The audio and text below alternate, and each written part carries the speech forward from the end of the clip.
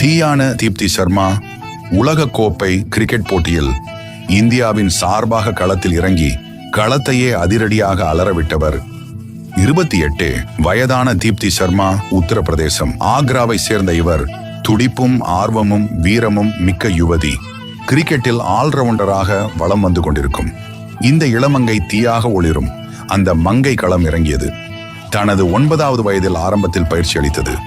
அவரது அண்ணனும் மாநிலத்தின் கிரிக்கெட் அணி முன்னாள் வேகபந்து வீச்சாளருமான ஸ்மித் சர்மா.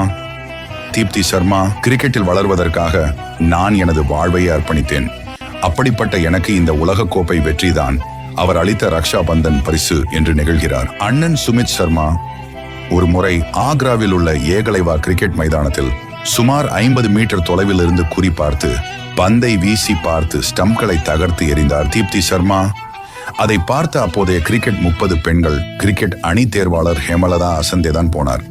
ஆண்கள் பெண்கள் இரு பிரிவினமே உலகக்கோப்பை தொடர 100க்கும் மேல் 215 ரன்கள் 20க்கு மேல் விக்கெட்டுகளும் அதாவது 22 விக்கெட்டுகளும் வீழ்த்திய முதல் வீராங்கனை இவர்தான்.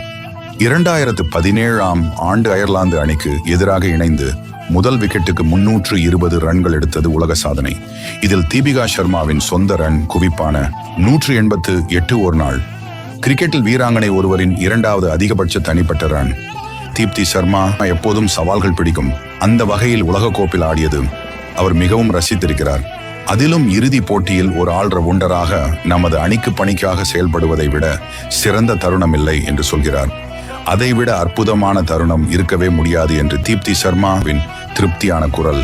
திறமையான விளையாட்டு வீரர் திட்டத்தின் ஒரு பகுதியாக விளையாட்டு ஒதுக்கீட்டின் கீழ் தீப்தி சர்மா உத்தரப்பிரதேச காவல்துறையில் துணை காவல் கண்காணிப்பாளராக நியமிக்கப்பட்டார். தீயாய் களத்தில் கனிந்த இந்த நான் தொடர் நாயகிக்கு நம் வாழ்த்துக்களை தெரிவித்துக் கொள்வோம்.